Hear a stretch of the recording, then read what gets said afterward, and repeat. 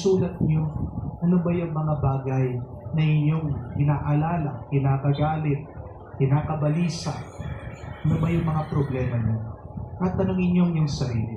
Saan ba dito sa mga problemang ito o aking inaalala yung meron akong magagawa? Saan dito sa aking mga problema yung wala akong magagawa? Hatiin niyo po. No? Lagay niyo doon sa isang kolong, things I can control. Sa kabilang kolong, things I cannot control. So kung makokontrol mo, huwag ka mag-alala. Di po ba? Pero dun sa mga bagay na hindi makokontrol, ipagdasal mo, iakyat mo, itaas mo sa Diyos. Kung naniniwala ka sa Diyos, walang imposible. Matatakot ka pa ba? Ibig sabihin, mahina lang ang iyong pananampalataya. Kaya ikaw ay natatakot, nag-aalala at nag-aalas.